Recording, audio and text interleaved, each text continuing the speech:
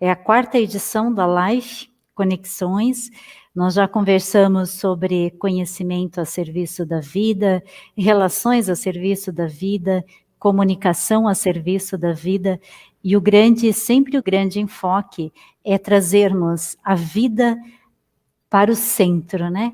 Através do ponto de vista da biologia, da ciência, das diferentes ciências, mas como cada uma delas olha para a vida, reflete sobre a vida e, sobretudo, como é que a ciência, a academia hoje contribui, né, com essa construção de pessoas que cuidem da vida. Então, nós seguimos por aqui, nossa quarta live, Conexões de Fé, a partir do enfoque da ciência, da fé e da cultura. E conosco hoje, então, esse não é trio hoje nós somos em 4, né? Personagens bastante diferentes e lugares diferentes para nos trazerem suas reflexões, suas contribuições, às quais nós somos muito gratos desde já. Nós temos o Dom Leomar Brustolin, que é da Arquidiocese de Porto Alegre, a Sabrina Tomasi, de Porto Alegre, o professor Heriberto, que é aqui da Unifateia, também o doutor Amadeus, que é de São Paulo. Nós vamos começar a nossa apresentação com Dom Leomar Brustolin. Dom Leomar Brustolin é natural de Caxias do Sul, bispo auxiliar da Arquidiocese de Porto Alegre, é doutor em Teologia Sistemática, né, Dom Leomar, pela Pontifícia Universidade São Tommaso de Roma, é mestre em Teologia Sistemática pela Faculdade Jesuíta de Belo Horizonte, Minas Gerais, cursou Filosofia na Universidade de Caxias do Sul, na UX, e Teologia pela Pontifícia Universidade Católica do Rio Grande do Sul. Dom Leomar, atualmente, é professor da Pontifícia Universidade do Rio Grande do Sul e coordenador do programa de pós-graduação da Faculdade de Teologia da PUC. Tem experiência na área de teologia sistemática, hoje está atuando em ensino e pesquisa e extensão com antropologia teológica, catequética e pastoral urbana, coordena o grupo de pesquisa de antropologia teológica, ética e pastoral. Como autor, coautor e organizador, já lançou dezenas de obras que abordam temáticas como catequese, mariologia, escatologia, pastoral e ética, entre outras.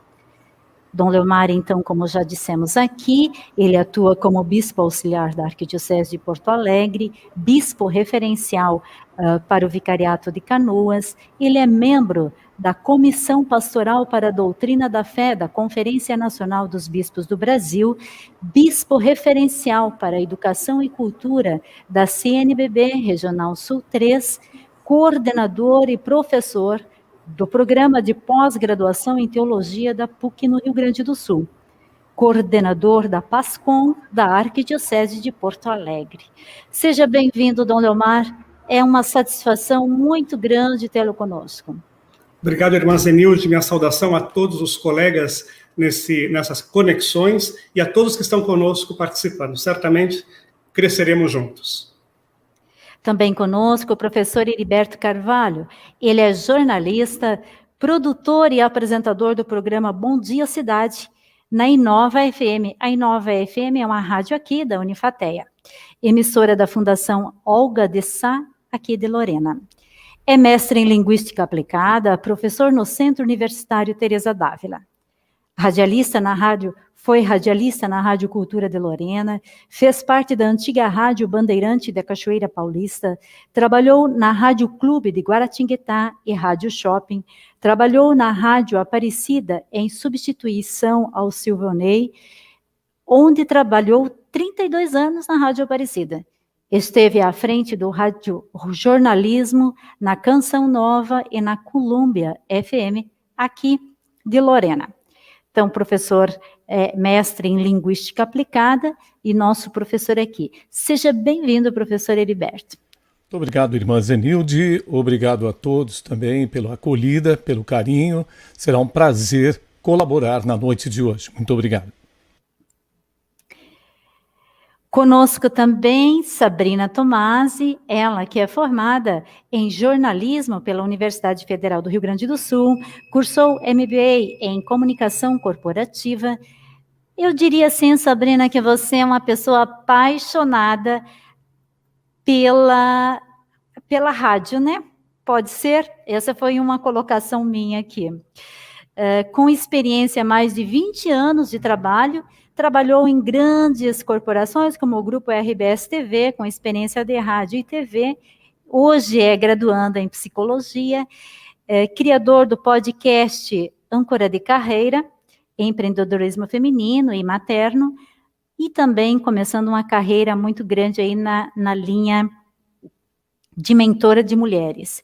Integrante da equipe de acampamento da Arquidiocese de Porto Alegre, empreendedora. Seja bem-vinda, Sabrina. Você acha que está com o seu microfone fechado?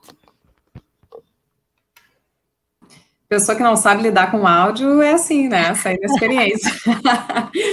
Mas eu agradeço muito o convite, as provocações de estar em espaços como esses, discutindo, né, o que a gente estudou e aprendeu até aqui. E essa é a essência de quando eu começo agora uma nova caminhada, exatamente me dispondo a fazer mentoria, que é colocar à disposição a experiência que a gente adquiriu nessa trajetória. Então, foram 16 anos de Rádio Gaúcha, passando pela Band News FM também, a FM Cultura, então muito tempo mais de rádio. No meio disso teve TV, mas realmente foi a paixão pelo rádio, pela conversa, que agora eu transponho para o podcast, caminhando assim na evolução, né, deste meio. Muito obrigada, vamos aproveitar então as trocas de hoje. Nós também temos conosco o doutor Amadeu. Ele logo, com certeza, vai conseguir, ele está com dificuldade de acessar, mas logo, com certeza, vai conseguir. Nós vamos dar as boas-vindas agora, vou ler o currículo dele e depois ele dá ok. Doutor Amadeu Amaral da França Pereira, ele é médico formado pela Faculdade de Ciências Médicas de Santa Casa, fez residência médica em pediatria, oncologia pediátrica, mestre em ciências da saúde pela Faculdade de Ciências Médicas da Santa Casa, professor instrutor no Departamento de Saúde Coletiva da Faculdade de Ciências Médicas Santa Casa, especialista em medicina comportamental pela Universidade Federal de São Paulo, especialista em terapia de casal e família pela PUC de São Paulo, atua em consultório particular desde 1984, né, doutor Amadeu? Casado, 2 filhos e 2 netas. Seja bem-vindo, doutor Amadeu. Muito obrigado, gente. Desculpe as confusões tecnológicas. Está ótimo, faz parte. E hoje, com a nossa grande questão, o que é a vida? O que é a fé? Eu fico a pensar que a música do Padre Zezinho pode nos ajudar a entrar em sintonia com a fé. Quando ele diz: um dia uma criança me parou, olhou-me nos meus olhos a sorrir, caneta e papel na sua mão, tarefa escolar para cumprir, e perguntou no meio de um sorriso o que é preciso para ser feliz? Amar como Jesus amou, sonhar como Jesus sonhou, pensar como Jesus pensou, viver como Jesus viveu, sentir o que Jesus sentia, sorrir como Jesus sorria, e ao chegar o fim do dia, eu sei que eu dormiria muito mais feliz. Ouvindo o que eu falei, ela me olhou e disse que era lindo o que eu falei. Pediu que eu repetisse, por favor, mas não dissesse tudo de uma vez. E perguntou de novo, num sorriso, o que é preciso para ser feliz. Dom Leomar, o que é a vida? O que é a fé?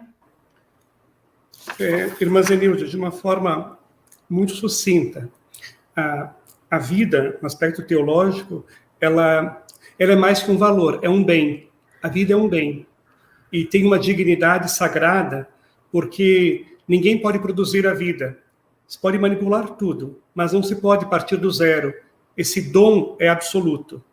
Por isso, vida, e vida plena, significa o conceito de vida está ligado também ao de corporeidade, que significa corpo, mente, espírito, alma, tudo integrado. Hoje se fala tanto em educação integral, mas se consegue quase nada, né? Vamos falar sério. Se consegue muito pouco, porque a gente aprendeu, não só por causa da visão platônica, mas também cartesiana, a separar para explicar. E hoje nós temos dificuldade. Mas vamos crescendo, graças a Deus, na consciência da integralidade. E fé, nós podemos ampliar demais essa reflexão, mas eu vou, por causa do tempo, dizer que fé, da perspectiva cristã, a fé é uma relação. A fé é uma relação com alguém. Eu não creio em algo, eu creio em alguém. É diferente de eu crer que amanhã vai chover, por exemplo. Não creio que vai chover. Não, é uma hipótese, é uma possibilidade. Crer em Deus, na fé cristã, não é crer numa doutrina, é crer em alguém. Isso muda completamente. É colocar-se diante de alguém. Depois a gente pode conversar mais sobre isso, porque parece que a gente ainda precisa crescer nessa relação. E relação significa comunicação. Aqui todos estão muito ligados à comunicação. Significa alguém fala, mas principalmente alguém escuta. Então a fé é essa resposta ao dom oferecido. E para concluir, vida também é uma resposta. A vida é uma resposta a um dom que foi oferecido, existir. Doutor Amadeu. Do ponto de vista da medicina, a vida, mais do que tudo, é um mistério imenso, né?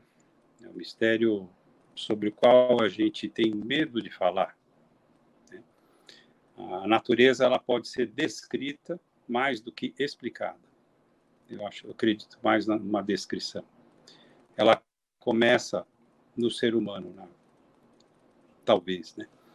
Na fecundação, ela se expressa através da primeira respiração, ela se apaga na última respiração, e ela é uma presença, ela é uma experiência, ela é a integração dos opostos.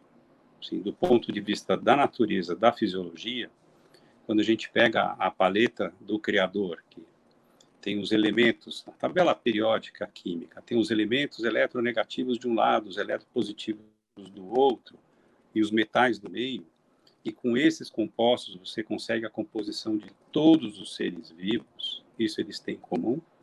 Eles se organizam de formas diversas, eles se comportam, eles têm um metabolismo, tem uma relação entre função e forma que acaba definindo o que eles são, eles se reproduzem, né?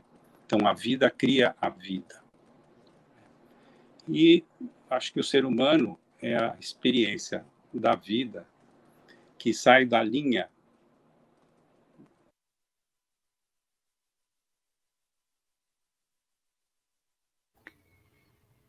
Sabrina? Acho que o seu microfone está fechado. Estou catando o microfone, a pessoa já não está mais enxergando direito. Eu estou aqui caneteando já tudo que eu ouvi e fico imaginando que vai ser esse nosso encontro, porque realmente me encanta as conexões que a gente faz aqui. Eu acho que o nome desse espaço é muito apropriado e talvez a irmã Zenilde não facilitou, né? Porque uma pergunta como essa é extensa.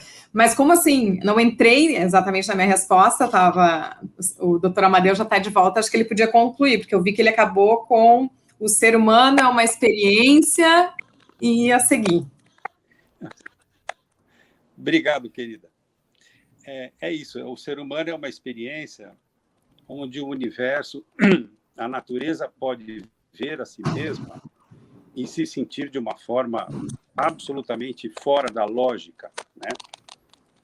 Do raciocínio, é algo que transcende mesmo. A experiência da transcendência, ela aparece com o ser humano, né? É isso que eu queria concluir. Sim, obrigada. Então, sigo daqui, irmã Zenilde.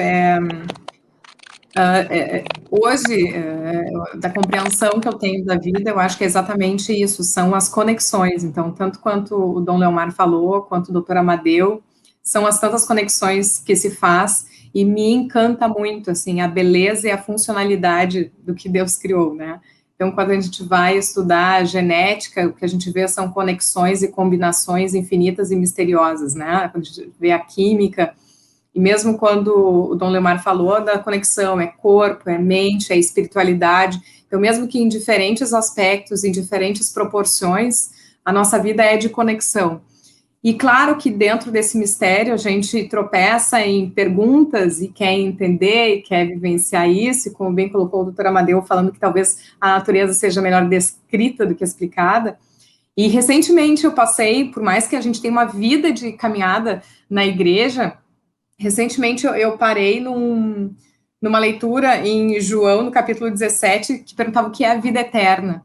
E daí dizia ali no versículo 3 do capítulo 17, ora, a vida eterna é esta, que eles conheçam a ti, único Deus verdadeiro, e aquele que tu enviaste, Jesus Cristo. E eu fiquei pensando, mas como assim, né? A gente fica falando vida eterna como... a gente tem uma cultura de falar em vida eterna como aquilo que vem depois, mas o que está dito aqui é que é a vida, o conhecer a Deus, né? O conhecer a Jesus. E ter essa inspiração e esse mistério na rotina dos nossos dias. Então, para mim, tentando sintetizar, e claro que a gente vai explicar melhor por que pensamos assim nas próximas etapas desse encontro, a vida é conexão, e vamos conectá-las um pouco mais agora. Professor Heriberto. Olha, eu sou o menor dos pequeninos aqui, né? Pelo que a gente já observou. Vou falar como radialista, que dediquei minha vida ao rádio, né? Mas o que é a vida? Seria a pergunta da irmã Zenilde. Se perguntar para uma criança, ela vai responder que a vida é minha mãe. Se você pergunta a um adolescente, vai ser sua paixão, sua conexão. Se você pergunta a um adulto, ele responde, são minhas conquistas. Com toda certeza. Se você pergunta a uma pessoa madura, ela vai pedir um tempo para elaborar a resposta, porque é muito difícil sintetizar tudo o que viveu e amou até aquele momento. Se esse ser maduro for um pensador, ele vai fundamentar a resposta em tantos outros conceitos que vão enriquecer, valorizar a caminhada de muitas pessoas que estiverem ali ouvindo, buscando sentidos.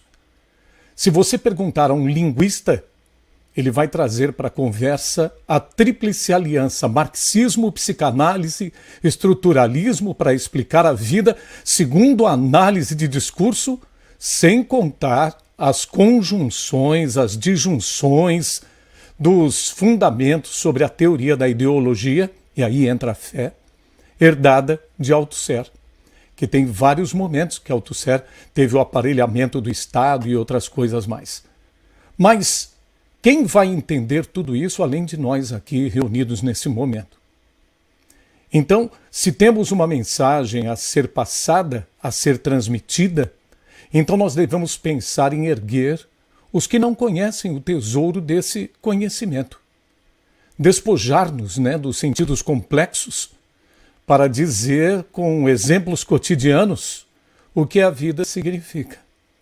E então, a vida, segundo o radialista que mora dentro de mim, é o acompanhamento diário da atenção às necessidades do outro. Não é uma poesia, porque exige materialidade. Não é futuro, porque exige urgência. A vida é hoje. Não é simplesmente eternidade, porque ela é feita do agora. A eternidade é espiritual, a vida não. Assim, se não nos cuidarmos uns aos outros, não estaremos vivendo, estaremos apenas passando. E a preocupação com o crescimento do outro tem a reverberação do nosso próprio crescimento. Hans Semert afirma que quando a ciência se transforma em ilusão, se reduz a uma crença. E Lacan denomina o ponto do impossível como real, com sentido e significação. Então, a vida segue por caminhos do real, já que a materialidade nos obriga à urgência das resoluções dos problemas de todos, incluindo os nossos. E aí nós chegamos no segundo ponto. Quando acreditamos que podemos, então nós estamos falando de fé. O impossível existe até o ponto em que nos fortalecemos na ajuda dos outros e aos outros. E aí eu devolvo a pergunta e dou uma resposta bem simples. O que é a vida? A vida é. É isso.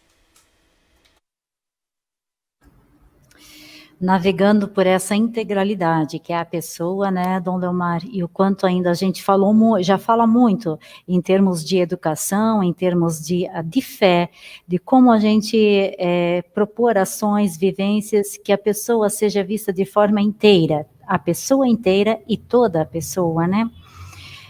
Porque não é para apenas um grupo essa vida é para ela ser abundante a todas as pessoas, não importa a cor, a situação social, enfim. Ao mesmo tempo, né, doutor Amadeu, esse suspiro, esse respiro, é o primeiro ar, né, e também é o último, do ponto de vista biológico, né.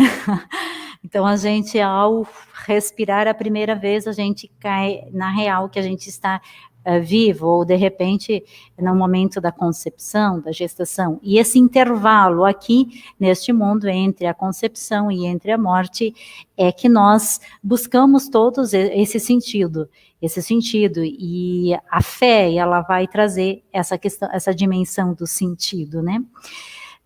Aqui participam conosco algumas pessoas, e eu já vou fazendo os comentários para que a gente... o Miguel, ele diz boa noite para a irmã Zenilde, ele é lá de São José dos Campos. Edi Pereira, boa noite. Adriana Ferreira, boa noite, Adriana. Fátima Canã, boa noite. Rosana Montemor, nossa professora aqui da Unifateia. Professor Heriberto Carvalho, excelente profissional. Rodrigo, Três Lagoas, assistindo lá no Mato Grosso do Sul. Amo essa música, irmã Zenilde, tá? Essa da infância, né, do Padre Zezinho. Sandra Silva, assistindo.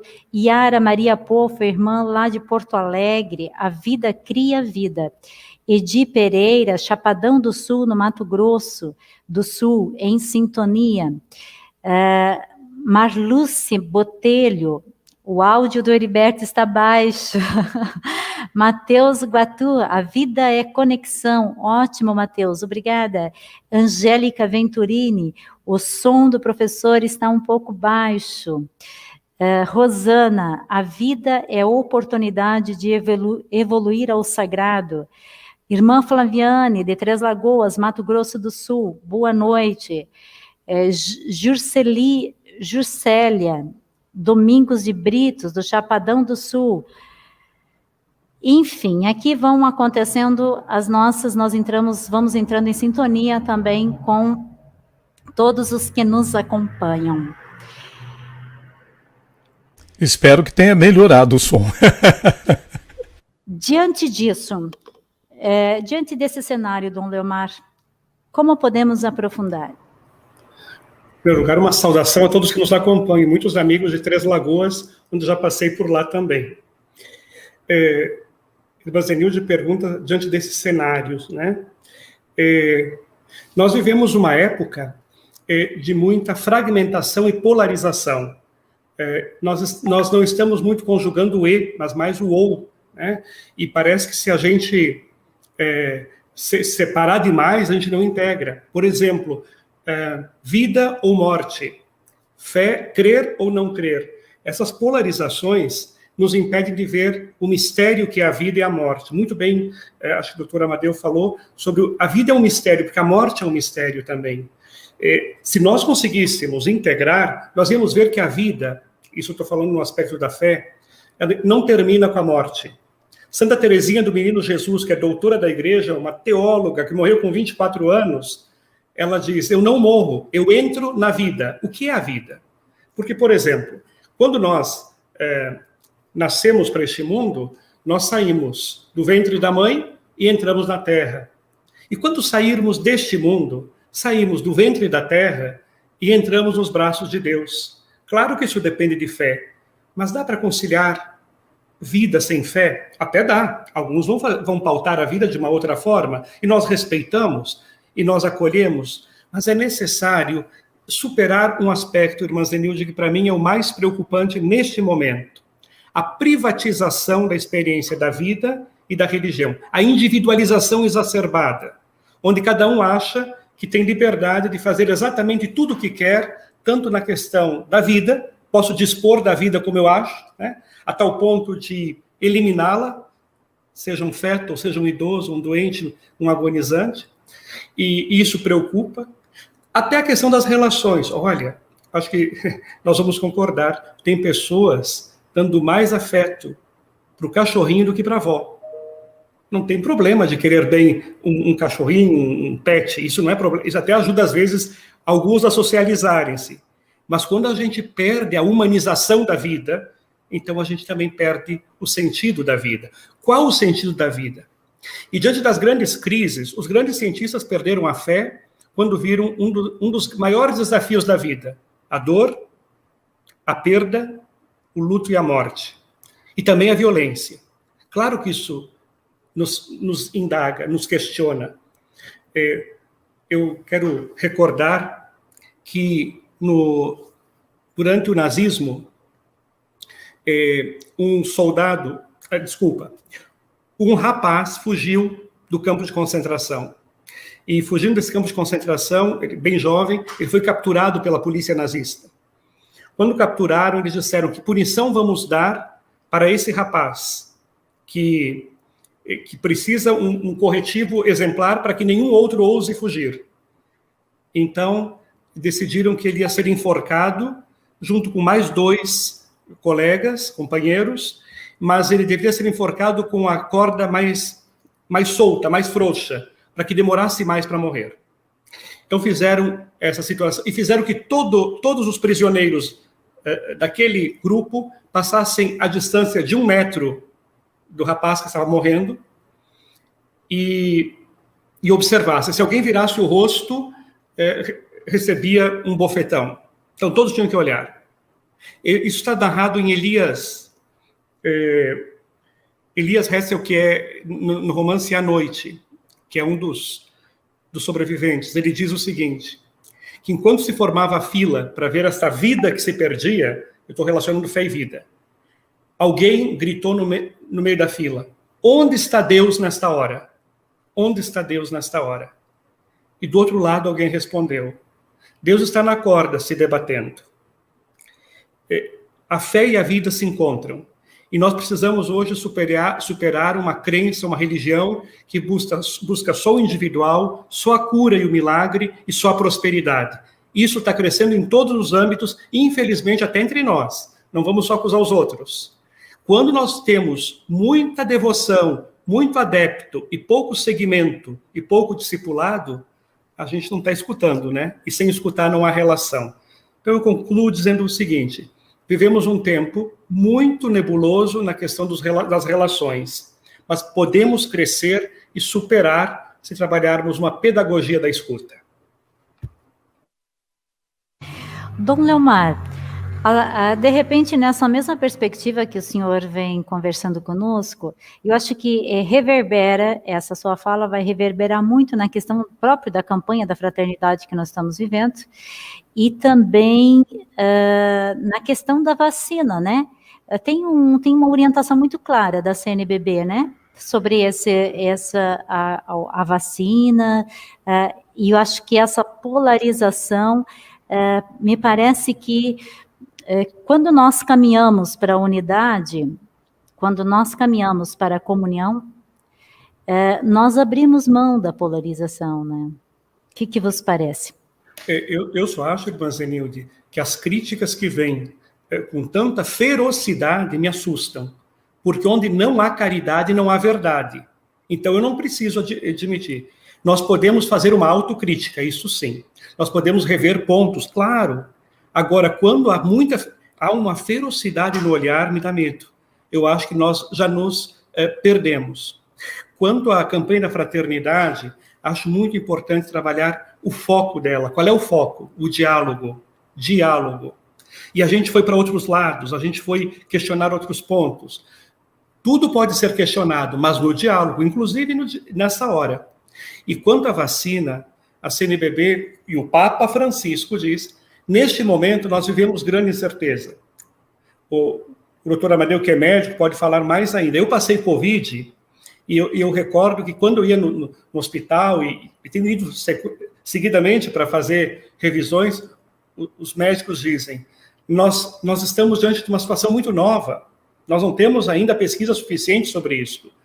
Então, alguém tomar decisões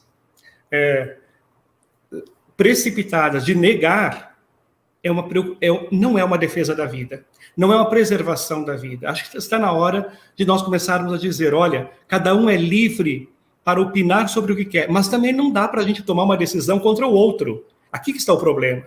Até que ponto eu posso tomar qualquer decisão que possa implicar, por exemplo, na contaminação da minha família? Não posso. Não sou livre para isso. Não sou livre para fazer o mal. Então, irmã, a fé e a vida em temas como vacina e campanha da fraternidade mostram que a gente precisa dialogar mais, a gente precisa conversar mais. E precisa uma expressão que a gente fala muito e é urgente, bom senso. Precisamos mais bom senso. Doutor Amadeu, a partir da medicina, a partir da sua ciência, como é que o senhor vê as perspectivas e os desafios no mundo de hoje?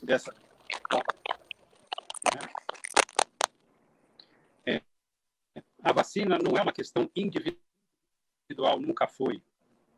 Mesmo quem é contra a vacina deveria pensar num sacrifício individual para o bem comum. Essa é a noção de vacina. Não é uma decisão individual, não deveria ser. E que assim, esperar, o que eu vi nessa pandemia desde o início foi uma extinção da racionalidade. De fato, é muito difícil, eu dei muito tempo para muitos pacientes para convencê-los a tomar vacina. Continuo fazendo isso. É um diálogo delicado, difícil, já tive raiva. Hoje em dia, eu consegui ficar numa posição em que a raiva não atrapalha mais a minha tentativa, graças a Deus. E porque é uma questão, uma guerra de narrativas mesmo. E para não ser uma guerra e voltar a ser um diálogo, é preciso centrar na conexão, na relação com a pessoa. Essa é a minha expertise da minha vida, é a relação com o paciente. Foi isso que eu sempre fui professor disso na Santa Casa. E é aí que eu acredito que a minha conexão com a fé e com a vida se dá nesta relação, neste diálogo, um e outro.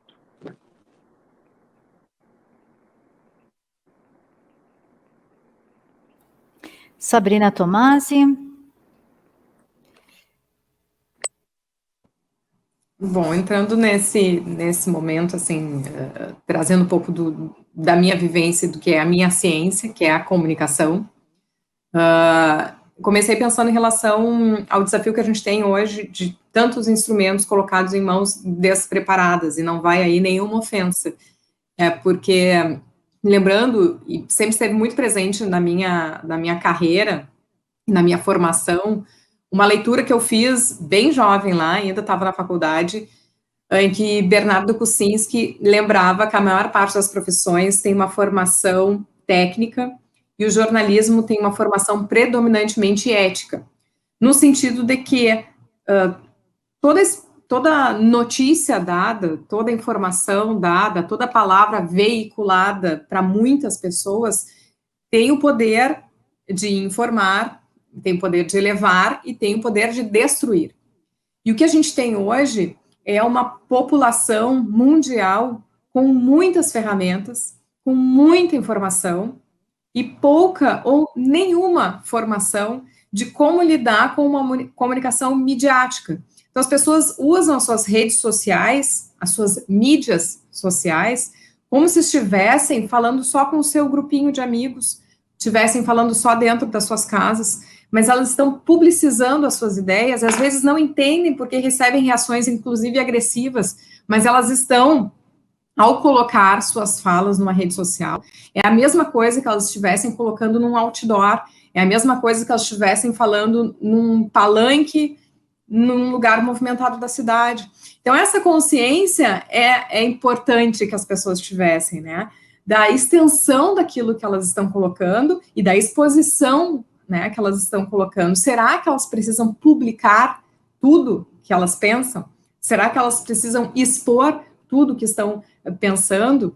E até aproveitando o espaço, para que as pessoas lembrem que nessa comunicação de redes sociais nós estamos sendo induzidos para um lado e para outro por algoritmos. E o que é isso? Eu ouço muitas pessoas dizendo, olha só, eu li um artigo essa semana e tenho visto muitas informações sobre isso. Ou, mas na minha rede social todo mundo pensa assim que nem eu. E na questão da vacina isso é muito comum. Eu vejo na minha rede social todo mundo é contra a vacina. Ou todo mundo é a favor da vacina. Só que existe ali o funcionamento de algoritmos de que aquilo que eu mais clico, que eu mais leio, é o que vai ser mais oferecido para mim de novo. Isso, se eu não tiver senso crítico e consciência disso, eu vou me levar achando que está todo mundo concordando comigo e que talvez eu esteja certa nas informações que eu tenho, né? Então, isso em termos da comunicação e do jornalismo, que eu acho que é importante que a gente traga para as pessoas a consciência da sua comunicação, do seu alcance e do seu poder, inclusive. E hoje, já com 20 anos de jornalismo ingressando na psicologia, eu me reapaixonei por outros aspectos da comunicação, e aí vai a questão da comunicação interpessoal. E me dói cada vez mais a falta de investimento em educação, a falta de investimento em promoção da leitura. Por quê? Porque a nossa comunicação, ela é muito dependente, ela não é exclusiva, mas ela é muito dependente das nossas palavras. E vejo, então, não só nas redes sociais, muito confronto, muita polarização, mas também nas relações pessoais, muito ruído, às vezes por uma falta de possibilidade de se expressar. Então, quando a gente pensa lá na psicologia em senso-percepção, são tantas as maneiras que as pessoas captam o mundo, né? A maneira como eu interpreto o mundo, eu diria que é praticamente único. O mundo que eu vejo, só eu vejo, com as cores que eu vejo, com os significados que tem. E como é que eu expresso isso se eu não tenho palavras suficientes? Então, a gente vê famílias brigando, marido e mulher brigando, porque, às vezes, de um lado, existe uma angústia de que essa pessoa não entende o que eu estou pensando, e de outro, uma incompreensão, porque transmissão de pensamento, a principal maneira e viável é a linguagem. Então, estamos carentes também disso. E algo que já foi mencionado aqui mais de uma vez, que é a questão que a gente está numa sociedade que gosta muito de falar. A gente publica, fala, e não gosta muito de escutar, né? Não tem muita paciência para isso. Então, essa é uma educação também necessária. E hoje me vejo fazendo tenho 2 filhas, uma de 10, uma de 5 anos, e é uma briga para falar. Um dos principais motivos de briga aqui é porque agora falo eu. E o exercício de, para ter alguma relevância, tu pode ficar falando com a parede, mas para tua fala ter alguma relevância, tem que ter alguém que te escute. Então, vamos fazer esse exercício. E isso a gente precisa para muitos adultos, para a nossa sociedade. Então, coloco, assim, essas minhas angústias, mas como eu não acredito que eu possa mudar o outro por decreto, e é isso que eu vejo muito, tu tem que agir assim, tu tem que falar, sabe? O que eu posso é qualificar a minha comunicação, qualificar os meus conhecimentos para tentar facilitar e mediar o caminho para as outras pessoas que não tenham acesso a isso, né? Então, acho que também é responsabilidade de quem tem essa consciência, de quem tem essa formação, facilitar o caminho de quem não o tem. E aí é também a questão da fé. Eu vejo muitos julgamentos de nós, católicos, inclusive, fazendo meia-culpa, né, nossos, apontando problemas, apontando erros, mas nem sempre nos dispomos a fazer essa explicação, esse encaminhamento para a fé. Então, ficam também a minha compreensão, minha leitura e minhas provocações, inclusive na falta de conexão entre a vida real e a nossa fé, quando hoje, no meio da pandemia, eu vejo também pessoas circulando com sintomas de Covid, ou sem máscara, ou, né, quando deveriam, aqui em Porto Alegre, a gente está em bandeira preta, devíamos estar dentro de casa, e dizendo, não, mas eu estou com Deus, não, nada vai me acontecer. Então, essa fé que às vezes nos confunde, se a gente não tem a real conexão, né, dela com o nosso cuidado, o nosso corpo, a nossa integralidade. O quanto faz necessário a gente pensar, né, sobre essa, digamos, passarmos da ingenuidade dessa fé, né, enfim, mas, sobretudo, essa capacidade nossa de escuta, se a relação com Deus, se a relação com a dimensão nossa espiritual, ela se estabelece através de um eu e de um fala e de uma escuta, eu também preciso silenciar, preciso me conectar para também perceber com mais clareza o que está em torno de mim, né? Eu fico pensando que entre nós católicos, mas entre todas as religiões, né, nós temos aqui um público bastante variado que nos acompanha de diferentes lugares de fala, de crenças, e o quão é necessário Deus. Eu gosto quando o Papa Francisco reafirma que o caminho da espiritualidade, as religiões, um dos sinais é a comunhão, né?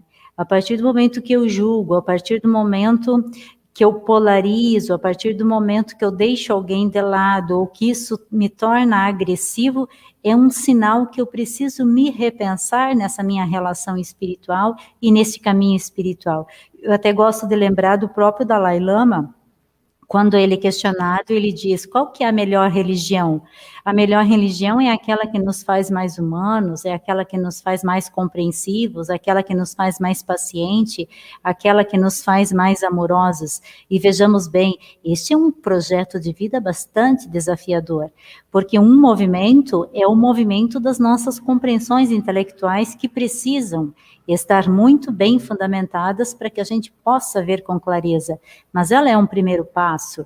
Os passos seguintes de passar para o coração e passar para a vida é uma outra distância muito grande que envolve todo este movimento de experiências, de vivências, de verdadeiros laboratórios do amor. E que ora nós conseguimos, ora não conseguimos, né? Ora precisamos fazer a kênosis, ora precisamos, ora já e ainda não da escatologia. Este movimento nosso, humano, de uma busca permanente da completude, e cada vez que a gente consegue um lapso de completude, logo a gente experimenta incompletude. E esse movimento que é um movimento que nos torna um movimento de pessoas em desenvolvimento, em crescimento. Professor Heriberto. Oi, espero ter melhorado o som aí. Melhorou? Está mais alto? Acredito que sim. Eu concordo com o que a Sabrina estava comentando, principalmente porque sinto isso durante os nossos programas, né, de rádio. Sempre foi assim. Nós participamos uma ideia. Depois, hoje o rádio é convergente, né, e ao mesmo tempo ele sai de si mesmo, está recebendo contribuições constantes, em que o emissor não é só emissor, ele também recebe, porque cada ouvinte é receptor e emissor. Então, é muito interessante o que a Sabrina disse. E a irmã Zenilde também complementou muito bem, como o Dom Leomar já havia comentado, nós andamos, católicos ou qualquer pessoa de bem, deve andar sobre um triciclo que tem a esperança, a fé e a caridade como suas rodinhas. A esperança e a fé são coisas humanas, porque depois que morremos não precisamos mais delas, estaremos diante de Deus. Então o que levamos conosco é essa caridade. E como praticamos a caridade?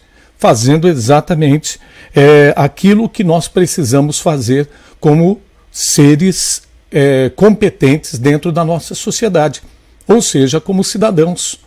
E quando a gente trabalha numa dimensão de fé, nós sempre extrapolamos, nós vamos além daquilo que precisamos fazer, porque existe o amor.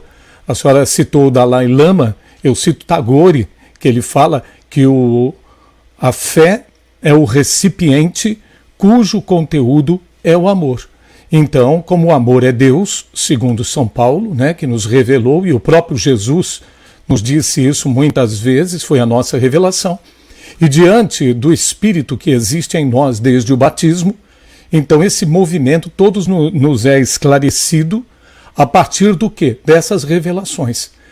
Aqui na segunda parte eu trouxe uma pesquisa recente feita pelo Observatório Juventudes, aqui na cidade de Lorena, que depois se transformou em simpósio e abordou uma dicotomia entre mito e realidade da nossa juventude. Ele foi produzido pela Ana Márcia Nunes Cardoso de Souza e o Kleber Alvarenga da Silva Filho. Como estamos vivendo numa aldeia global, o fenômeno mito e realidade para a juventude não pode ser apenas local, já que todas as juventudes no mundo inteiro passam pelas mesmas marcas do tempo e cultura mista, que é expandida pelas redes sociais, como bem citou aí a Sabrina.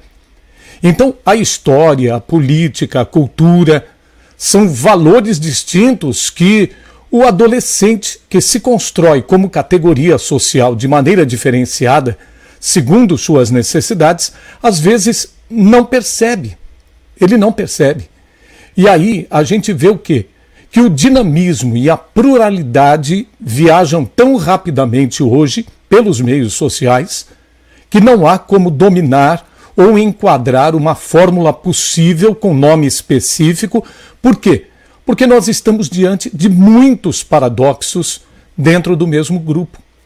Assim, o choque que nós tivemos com os nossos pais, ele se repete hoje de uma forma muito mais complexa e pulverizada, sem se conseguir determinar onde está o centro do problema, porque existem inúmeros centros. Eu vejo isso com os meus alunos em sala de aula. Às vezes quero ser paizão e acabo sendo mal entendido, com reclamações até na coordenação.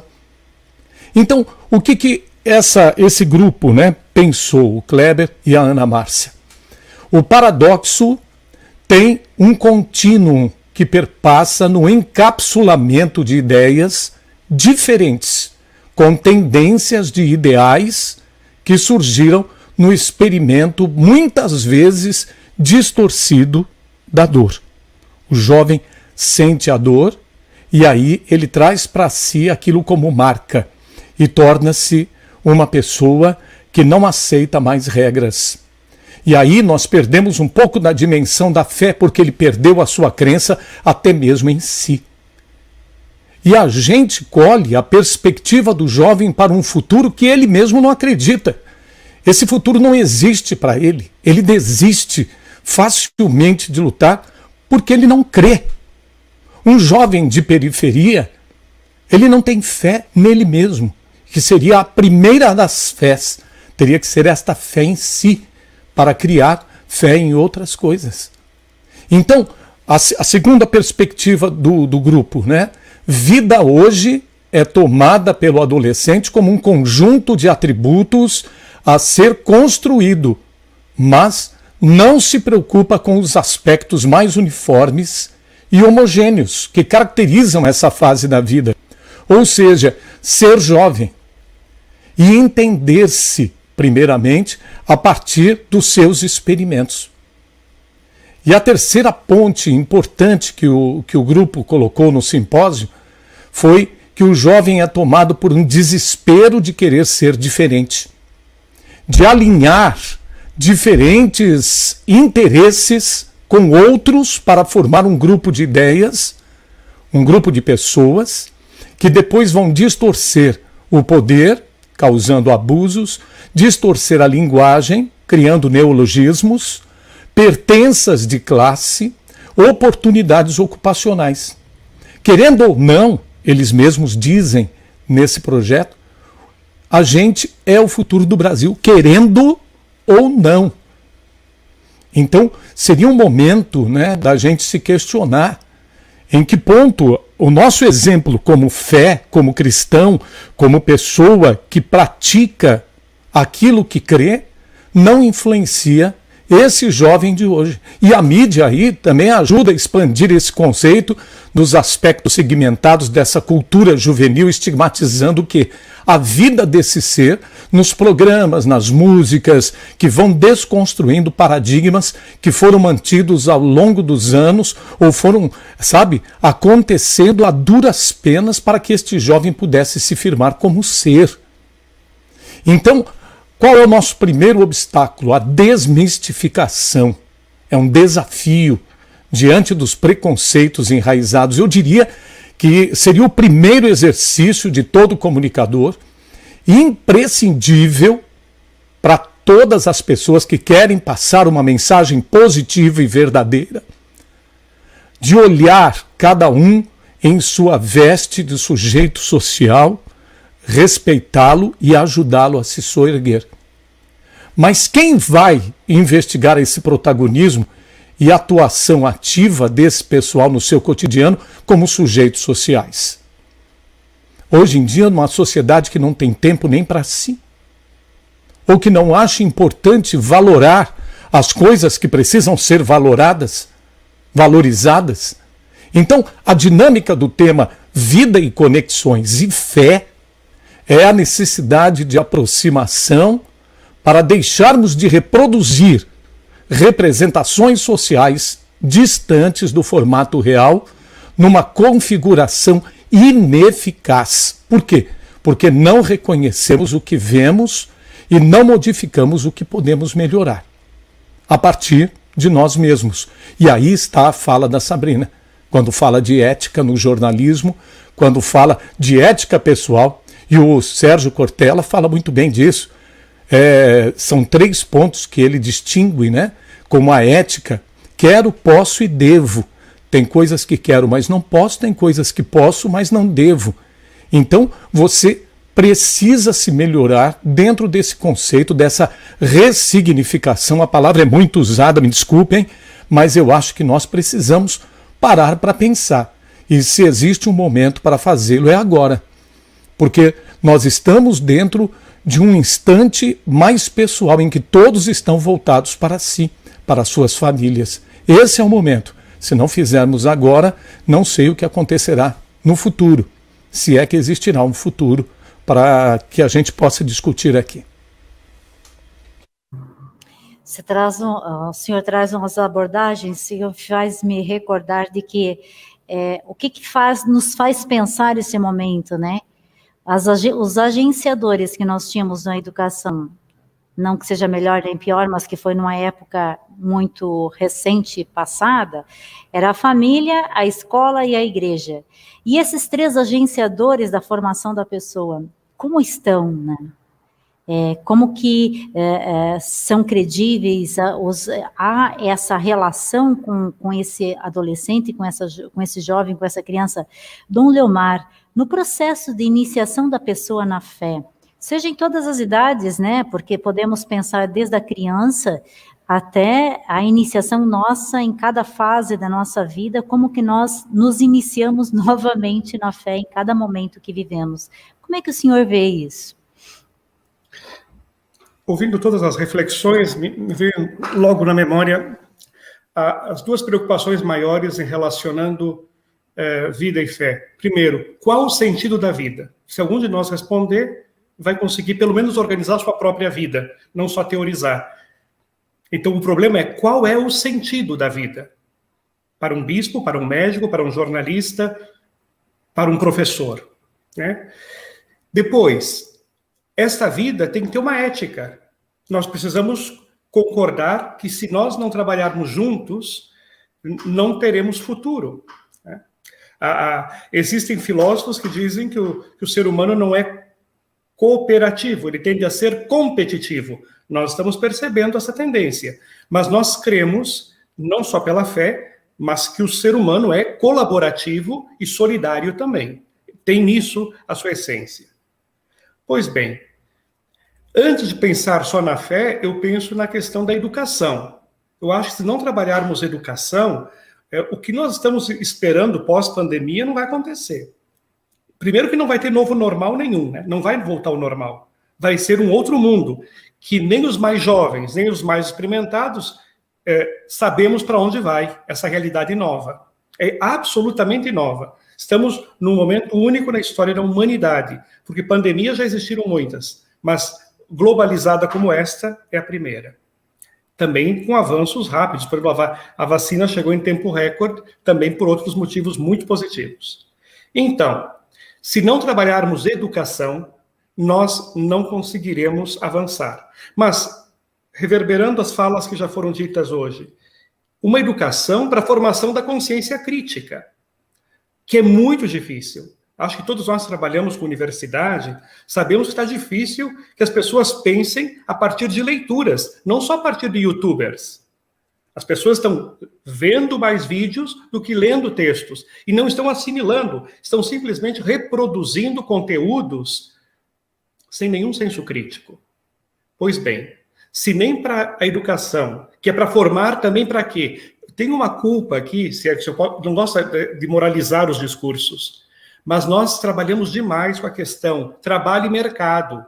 Uma educação para o trabalho e para o mercado, ela não prepara para a vida. Por exemplo, vamos falar sério, qual foi a disciplina do ensino básico, fundamental ou médio que nos preparou para adoecer, envelhecer e morrer?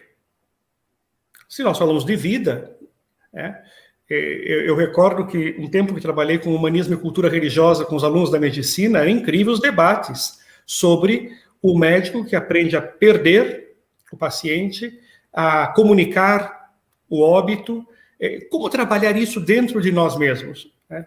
Como um padre faz uma homilia competente em caso de suicídio, sem causar traumas. E sem ser também ingênuo na reflexão. Estou colocando duas profissões, mas pode ser qualquer outra.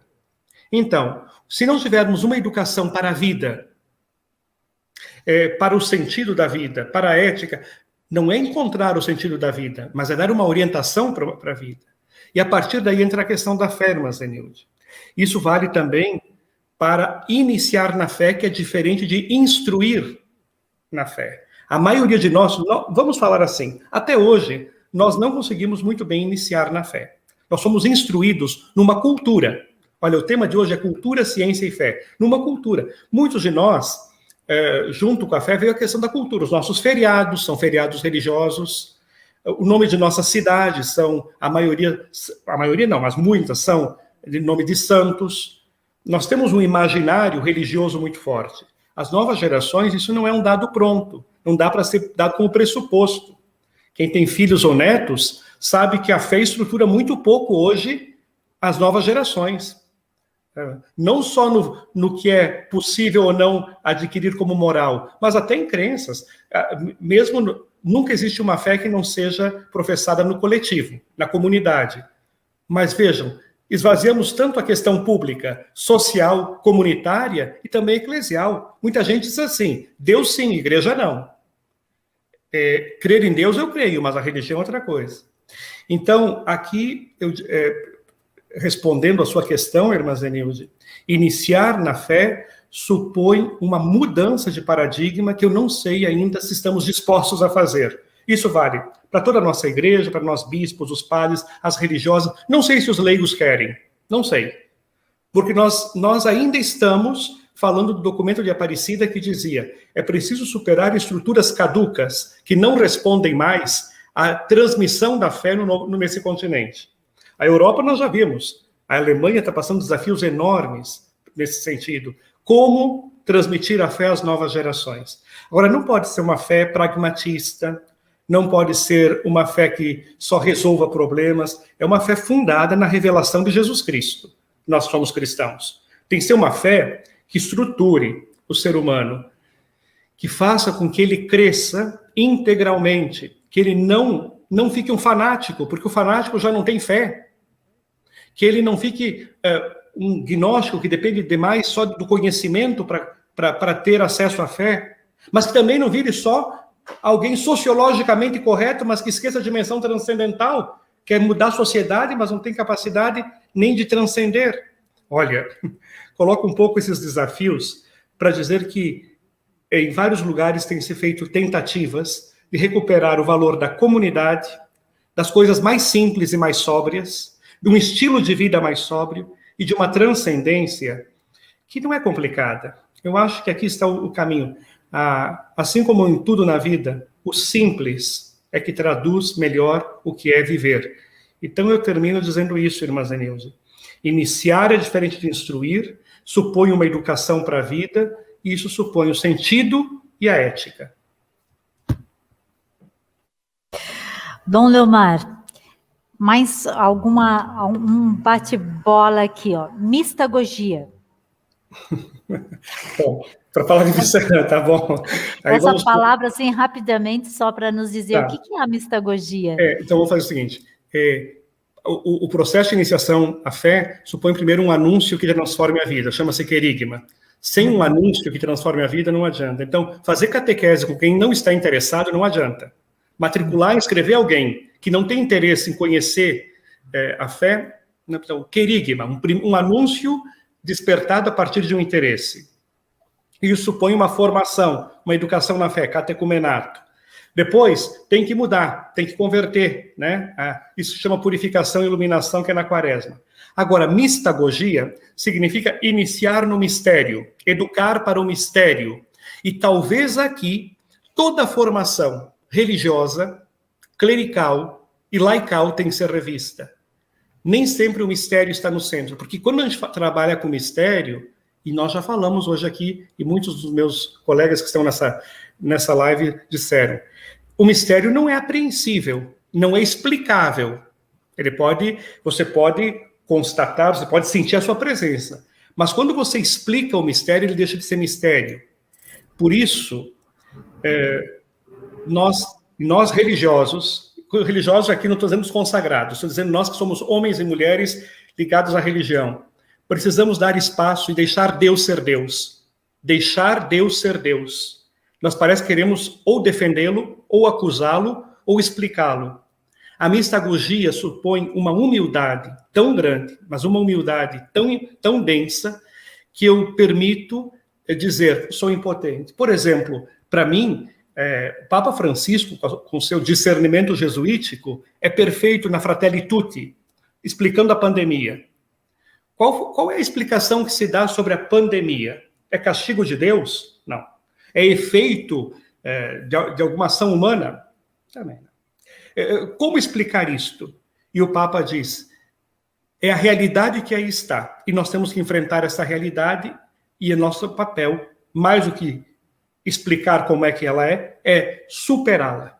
Superá-la para que todos tenham vida, e vida em abundância, diz Jesus, segundo o Evangelho de São João, capítulo 10, versículo 10. Então, a mistagogia é dar espaço para o mistério, deixar Deus ser Deus, e na fé cristã, especialmente no tempo dos apóstolos também, mas especialmente na patrística, era iniciar alguém no mistério, não é explicar o mistério. Eu acho que nisso aí, a pergunta da irmã Zenilde é proposital, é para dizer o seguinte, nos falta um elemento nesse mosaico todo. O elemento é espiritualidade. Mas, por favor, entendendo espiritualidade como movimento, porque a gente pode rezar muito e ser pouco espiritual. A gente pode ter muitas práticas, mas não ter uma profundidade. Tem que rezar muito, até bem mais do que estamos fazendo hoje. Mas sem uma interioridade densa, nós podemos ser confundidos simplesmente como alguém que crê, mas não em alguém, mas em algo. Aí não é mistagogia. Obrigada. Tem muitas perguntinhas aqui básicas, vamos ver se vai dar tempo. Doutor Amadeu, a partir aí de um médico que tem toda uma prática diferente, de uma pessoa que foi formador de médicos, como é que o senhor olha para essas questões?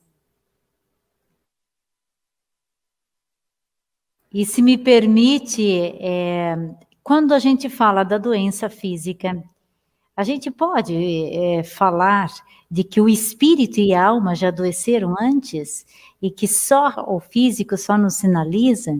É uma visão... Como que o senhor vê?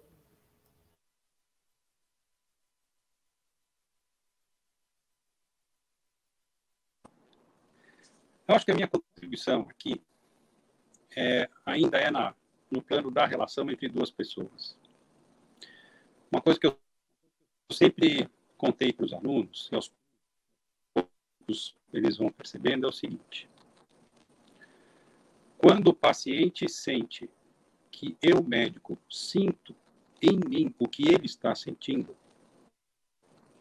aí começa o tratamento.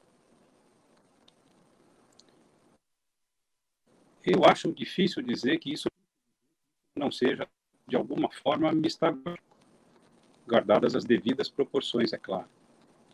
Mas é um momento absolutamente único na relação entre duas pessoas. E é nesse tipo de fenômeno que eu acredito, né?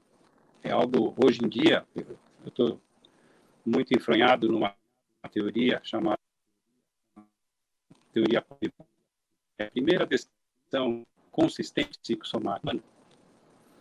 E o autor, que é o Stephen Porges, ele descreve a relação direta entre o coração e o córtex pré-frontal, né, como apanágio da espécie humana, muito mais do que dos outros mamíferos. Mas isso bem do ponto de vista médico.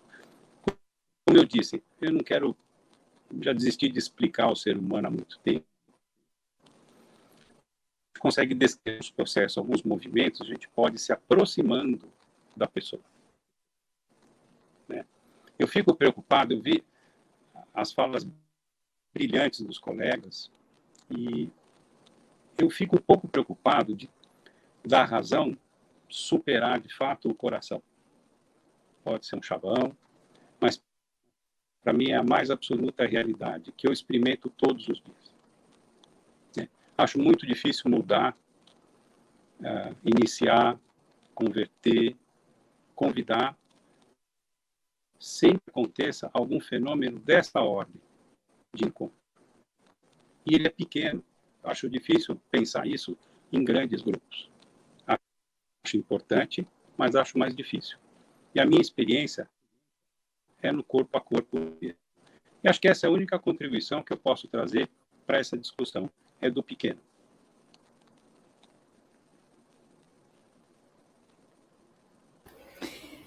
Sabrina Tomasi.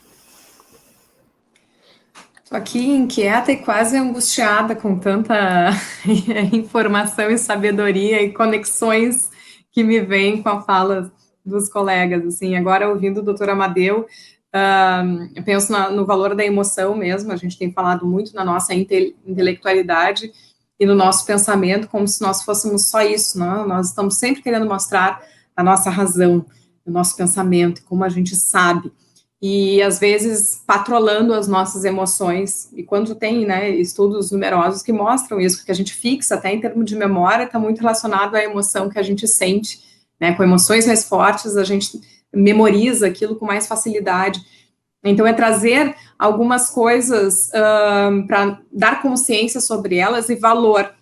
A fala do Dom Leomar me provocou muito enquanto mãe, né? Então, sobre a questão da educação, sobre a questão da formação humana, a gente quer muito formação de mercado, a gente investe muito nisso, eu invisto também, mas tem algo que as pessoas estão sempre reclamando. O mundo hoje em dia está complicado, as pessoas, eu gosto mais, quanto mais eu conheço as pessoas, mais eu gosto dos animais.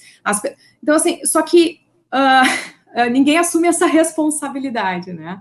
Então, eu penso que a questão da família, ela é uma questão bem importante a ser despertada e provocada, e chega a tal ponto que a gente só mira no mercado, que me surpreendeu esses tempos quando eu recebi um folder pré-pandêmico, de uma divulgação que era uma oficina de brincar, então, para ensinar pais a brincarem com seus filhos, e a provocação era: se você quer um bom profissional do futuro, com habilidades desenvolvidas, venha para essa oficina do brincar.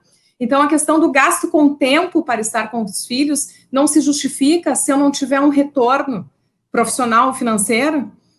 E penso que a gente está muito, né, nessa roda viva, assim, a maneira como a gente montou a sociedade que temos, e é difícil se desvincular dela, ela exige uma aceleração, uma pressa e tempo. E criar pessoas, desenvolver pessoas, é trabalhoso, é cansativo, existe esforço, existe tempo.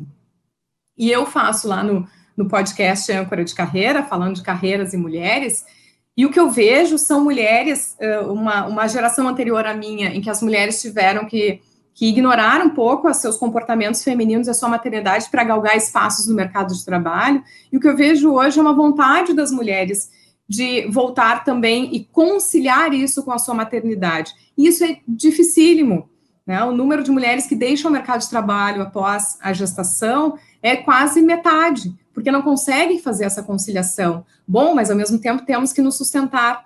E a maternidade, e esse é um das minhas provocações lá, é que a gente naturalize a maternidade, porque a maternidade parece uma coisa estranha, que não tem espaço. Mas então, como formamos essas pessoas que queremos essa sociedade menos violenta, essa sociedade que dialoga, como se faz isso se a gente não der tempo para pai e mãe estarem com os seus filhos? Isso é um desafio gigantesco, não tenho resposta, porque a gente vive numa sociedade de consumo, nós desejamos conforto, nós desejamos pelo menos nos manter, mas tudo isso exige tempo e o tempo é o mesmo, né? Então, a fala do Dom Leomar me provoca muito no sentido da sociedade respeitar o papel de pai e mãe também, encontrar espaços disso no mercado de trabalho, que é tão valorizado, né? Retornar a esse valor de pai e mãe.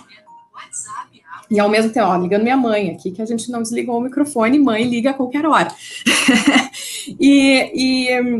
Quando se fala, Dom Leomar, será que os leigos querem isso? Eu, como leiga, penso que sim. Mas penso que estamos num contexto em que pouco sabemos o que queremos, porque as realidades estão mudando em tal velocidade, e o criador da expressão nativos digitais falava que isso, o nosso cérebro precisa de um tempo de adaptação. Nós não estamos mais tendo este tempo. Então, quando nos adaptamos a uma realidade, achamos que estamos encontrando um caminho, a realidade se transforma e fica difícil saber o que a gente quer. Então, me parece que a gente tem que ir construindo, né, as nossas certezas, os nossos caminhos, conforme as coisas vão acontecendo. Isso é muito desafiador, imagino que muito também para a nossa igreja, né? Nesses 2020 anos de caminhada, fazer um processo de comunicação nessa aceleração que estamos vivendo. E daí, me sinto provocada quando se falou da mistagogia, porque ontem à noite, a minha filha de 10 anos, eu estava... estou lendo aos pouquinhos aqui, a Fratelli Tutti, todos os dias de noite, eu estava lendo e chega a minha filha aos prantos, com medo desse mamãe, e se você morrer, e eu quero poder falar com você, então assim, porque a gente está vivendo numa aura de morte e de medo. E ela veio desesperada, assim, e daí, será que tem céu mesmo? E se for para o céu, e será que lá tem cor? Porque ela gosta muito de pintar, e se não tiver cor? E me tocou muito que ela disse assim, eu não me importo que seja escuro, desde que eu esteja com vocês. E o que eu pude colocar para ela foi exatamente o mistério.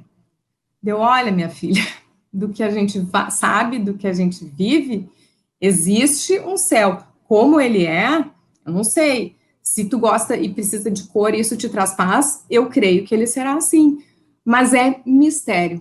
Porque quando a gente adere a essa ideia e se entrega a esse mistério, eu acho que a gente vive em paz. E por isso eu anotei até uma frase que a irmã Zenilde falou, que é lapsos de completude.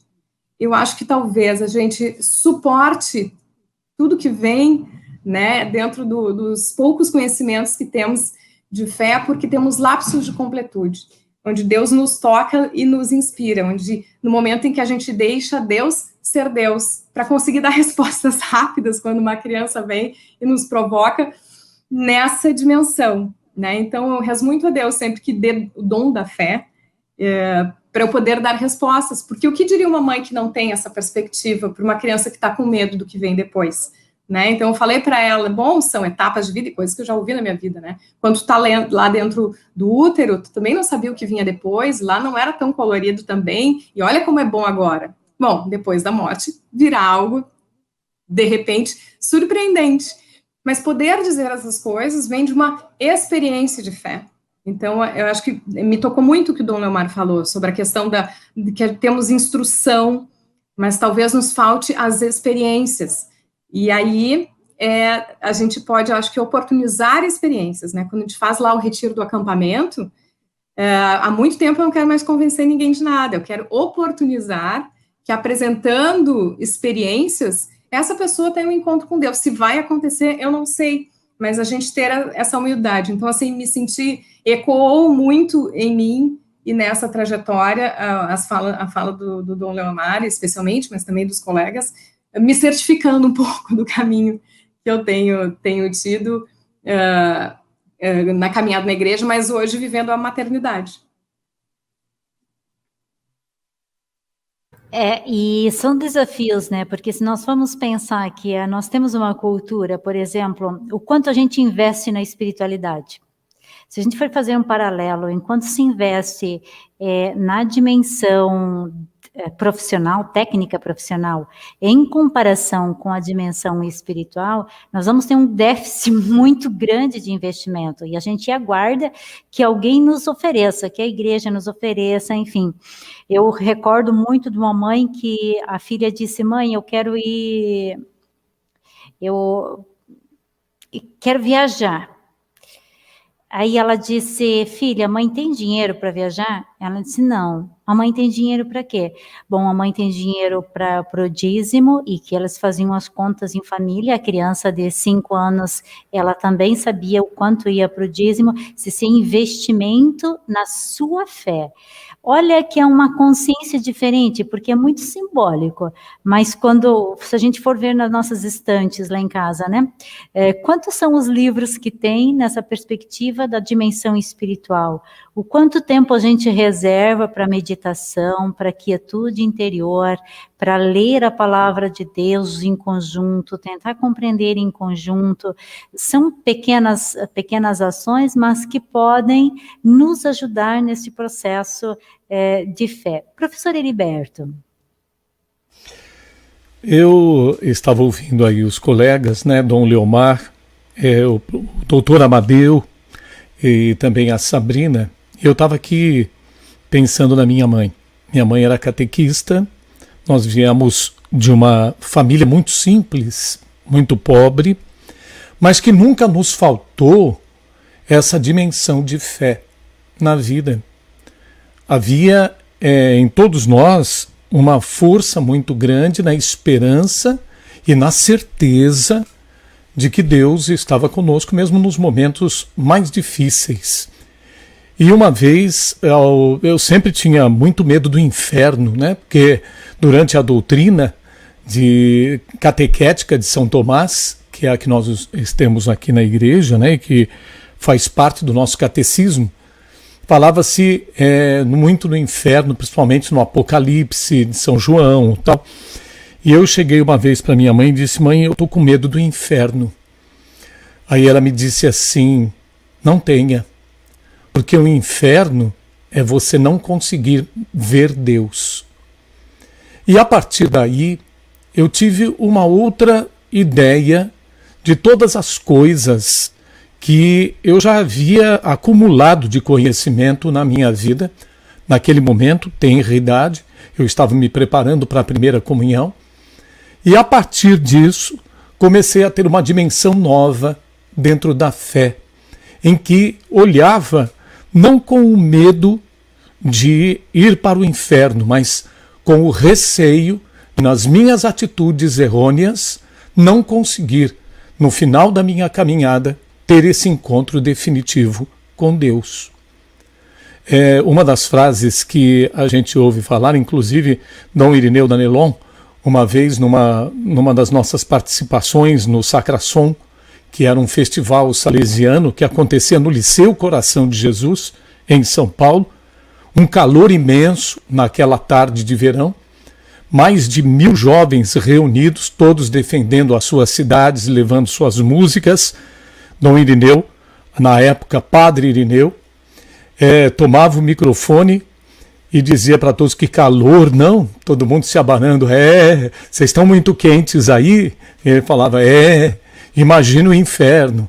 Então, com essas dimensões, né, de vida, de coisas, a gente foi tirando esse receio do medo de perder, mas aumentando o anseio de ganhar, ou seja, de estar mais próximo do Criador. Então, hoje, nessa perspectiva e na prospectiva do tema de hoje, que está conexão e fé, dentro desse nosso diálogo e as contribuições fantásticas dos colegas, eu queria acrescentar que existe um conjunto de pesquisas a respeito desse fenômeno, nos aspectos técnicos, tecnológicos, científicos, econômicos, sociais, e eu acredito que se busca prever a evolução futura das sociedades a partir dessa nova ideia, né?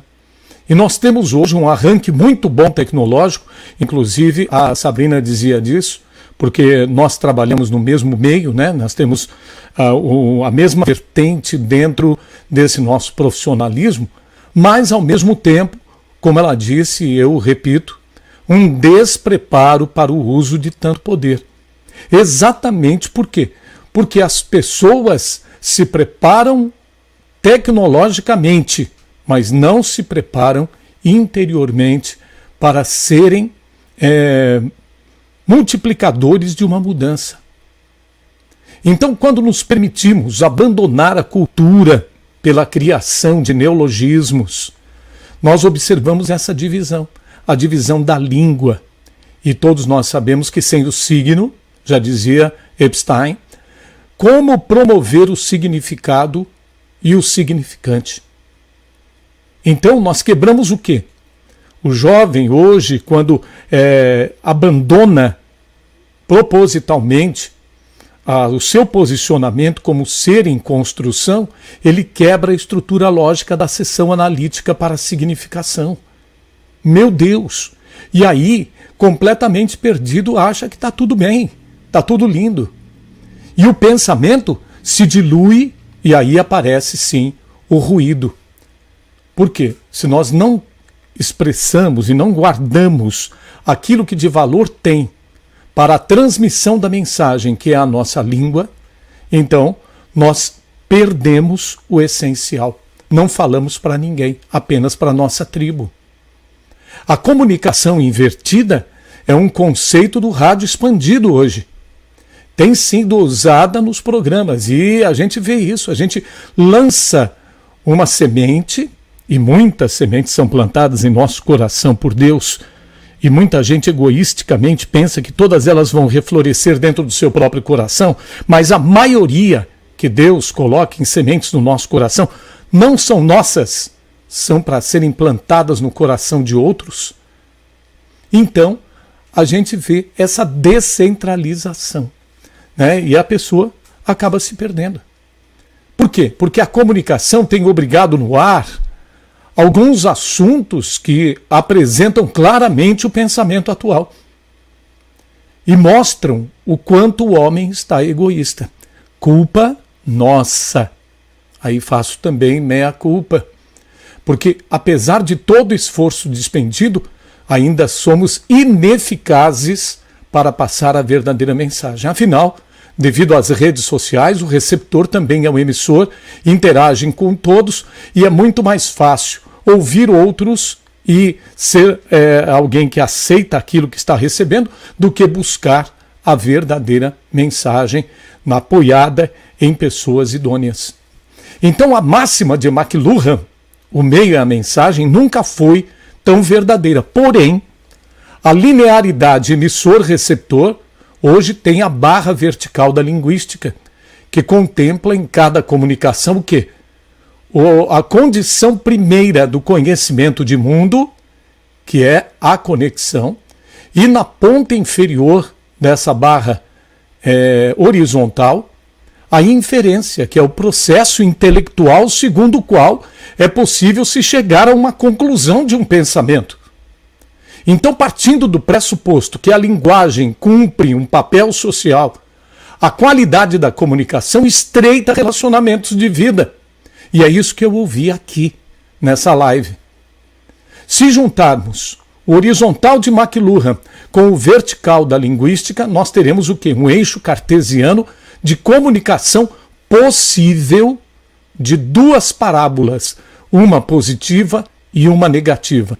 A parábola positiva vai ao encontro da emissão inicial em direção ao conhecimento de mundo e cruza no centro desse eixo cartesiano para complementação comunicativa, criando outra do mesmo tamanho e forma negativa, em direção ao quê?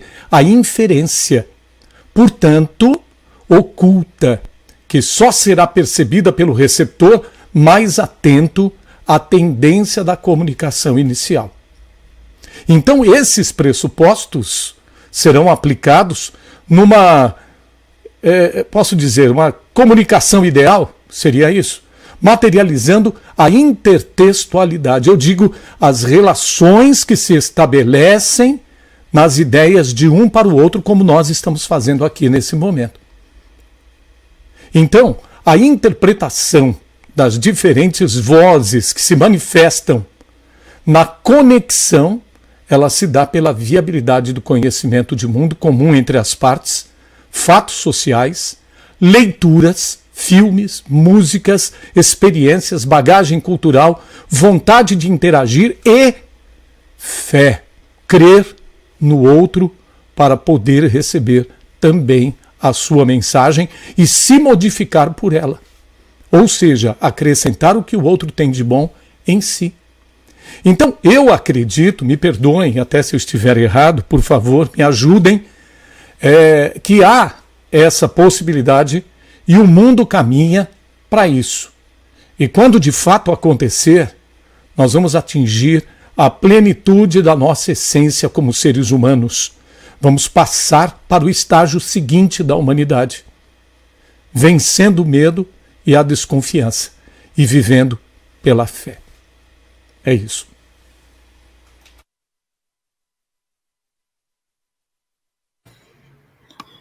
Nossas considerações finais. Dom Leomar. Tudo que ouvimos hoje, percebemos que o ser humano é um ser incompleto. Incompletude é o termo que Edith Stein, a grande filósofa, mártir, santa, pouco lida, porque é mulher, e para mim é uma das mais brilhantes pedagogas que a história já teve, filósofa também. Ela diz, o ser humano só é educável se ele se sente incompleto. Aquele que é arrogante, ele não se sente incompleto, ele se basta. Então, isso é fundamental. E aí ela vai usar um conceito que para nós é muito importante, diante do que estamos falando aí sobre coração. Empatia. Sem empatia, nós não conseguimos, tudo que estamos falando, não conseguimos estabelecer conexão. Nem o termo conexão funciona sem empatia. Pois bem, o que é coração? Aqui eu vou apelar para São João Bosco. Dom Bosco dizia, educar com o coração. Mas o que é coração? Bom, ele é, e não só isso, um órgão do corpo humano, é a emoção, mas acima de tudo, se eu pegar os termos hebraicos e gregos, leb em hebraico, mas eu só estou dizendo para explicar a semântica. Leb em hebraico e cardia em grego não significa o órgão e nem a emoção. Significa a vida. Nós começamos falando disso. O ser humano não tem coração, ele é coração. O ser humano não tem vida, o ser humano é vida. É o ser mais do que apenas o fazer ou o estar. Nisso, coração é interioridade. E nesse caminho, a fé não pode ser esquecida, né? E a fé, nós precisamos despertar isso no outro, essa interioridade, essa transcendência, não por proselitismo. Realmente alguém falou, não convencer, mas permitir que o outro faça a experiência, ou não fazer.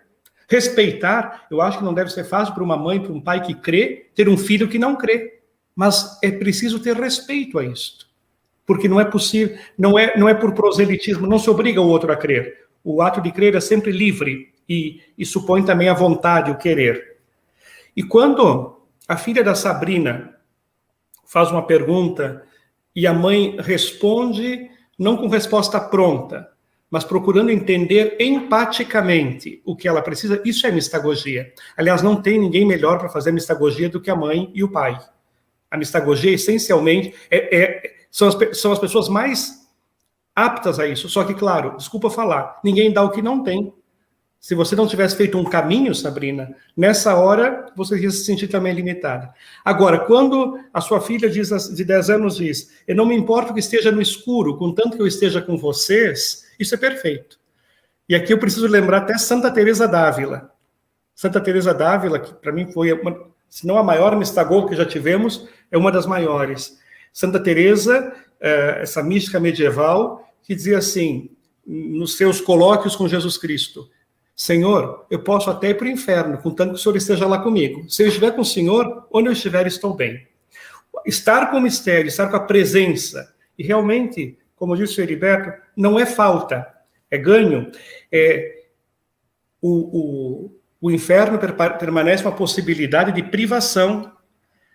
Por isso nós temos que ter uma linguagem mais positiva, mas também limitadora, porque o positivo não é cada um fazer o que quer, para que o mistério da vida se encontre com o mistério da fé e encontre um sentido. Então eu espero que esse sentido, essa ética e essa educação que nos completa possa, aos poucos, crescer entre nós. Muito obrigado pela oportunidade de estarmos juntos. Doutora Amadeu.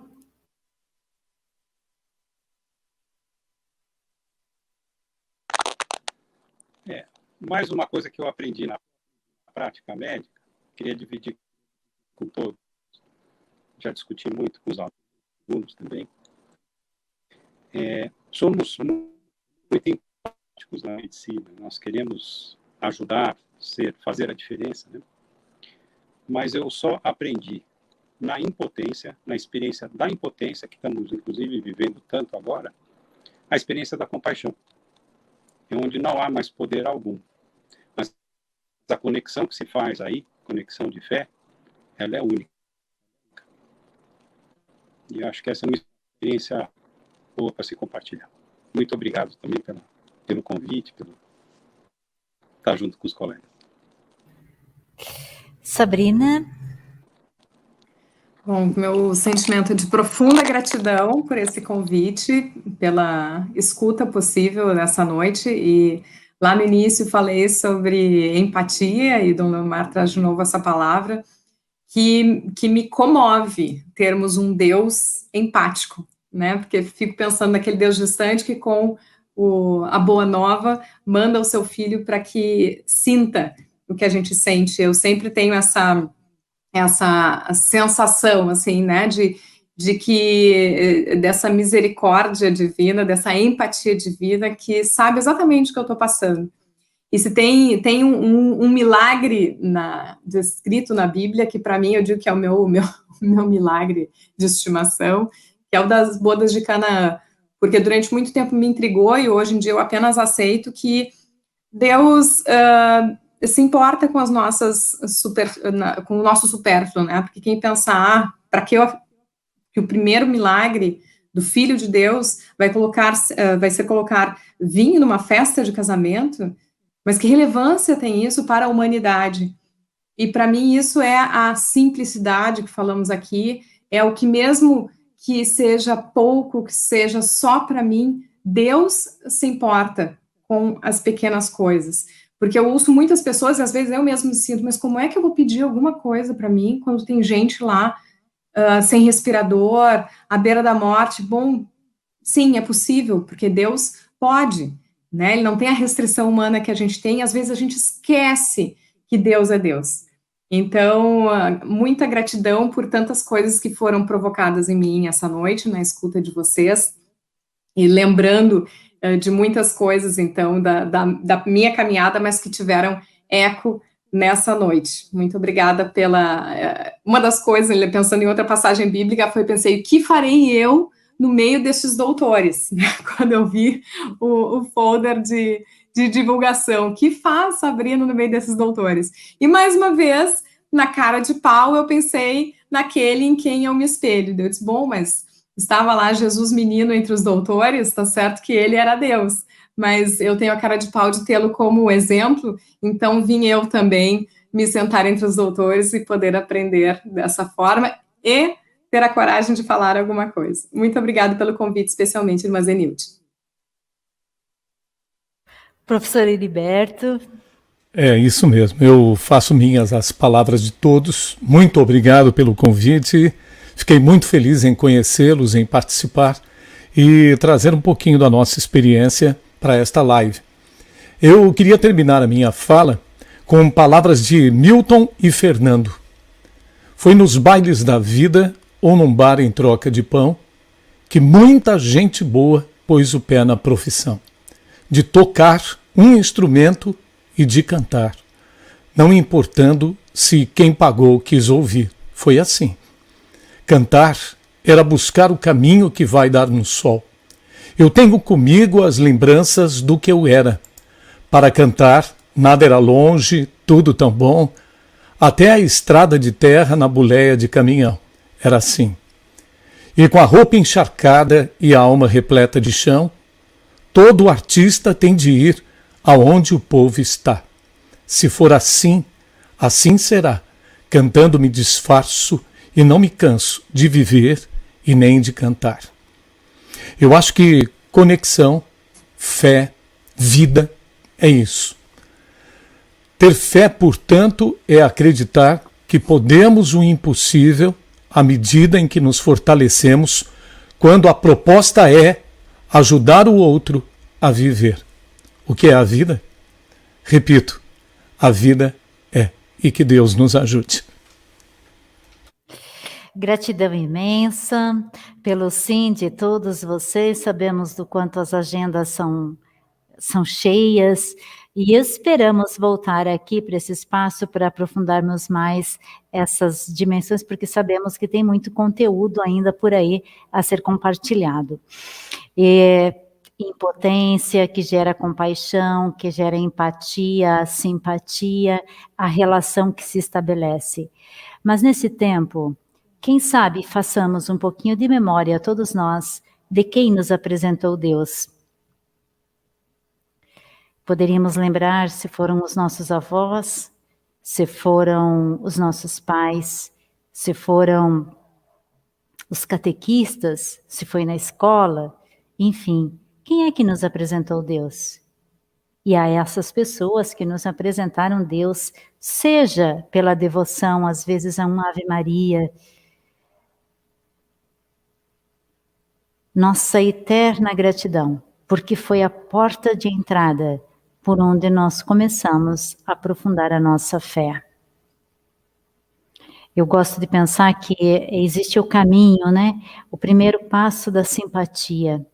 Quando a gente olha para uma pessoa, chega e cumprimenta, a pessoa nos cumprimenta e nos dá a primeira abertura em um sorriso, permite-nos o primeiro encontro. O segundo momento, né, Dom Leomar, é essa empatia, onde eu sinto com o outro aquilo que o outro está sentindo. E o terceiro passo é o passo da misericórdia, da compaixão, que é o passo evangélico de Jesus Cristo, é o bom samaritano. Ele teve empatia, ele deixou, não pensou duas vezes e foi lá e ajudou a pessoa a sair daquela situação, até acompanhou até o momento da sua melhoria. Eu fico pensando que nesse tempo de travessia que nós estamos vivendo enquanto humanidade, nós estamos num processo de travessia para uma nova consciência, para um novo jeito de ser, para um novo. Mas se nós tivermos nessa travessia a fé, nós vamos ter uma quietude interior muito mais, que vai nos permitir fazer essa passagem de forma mais serena.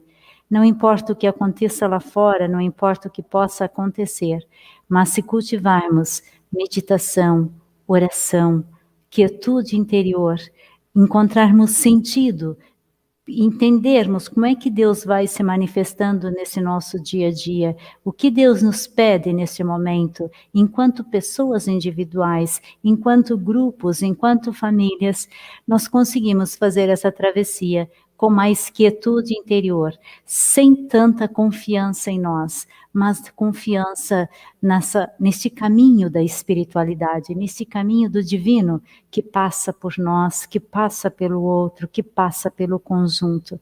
E quanto mais empatia, quanto mais misericórdia nesse processo, mais fácil será, mais sereno será essa passagem. Eu agradeço aqui de coração, Dom Leomar, pela presença aqui conosco, que bom poder estar com o senhor, professor Heriberto, pelo seu sim. Estamos aqui muito próximos, né? Vamos nos ver sempre, mas que bom que o senhor esteve conosco. Doutor Amadeu, precisamos retornar, doutor Amadeu. Sabrina Tomasi, que alegria tê-la de volta aqui nesse espaço. Gratidão a todos vocês. E também eu aproveito para agradecer a todos os que nos acompanharam. E aqui, sinalizando a Eliana Paz de Aparecida do Taboado, Ana Regina Soares de Três Lagoas também, o Evandro Luiz aqui da nossa Rádio Nova. Boa noite, irmã Zenilde, estou acompanhando esse momento especial de conexão com a vida. Abraços a todos e ao meu companheiro de profissão, Heriberto. As irmãs da Casa Maria Auxiliadora acompanhando lá da minha comunidade, parabéns a todos pela conversa rica, gratidão por essas partilhas, quanto conhecimento, parabéns a todos os debatedores. Obrigada, Evandro Luiz, por compartilhar esse link comigo e por me dar a oportunidade de aproveitar desse conhecimento.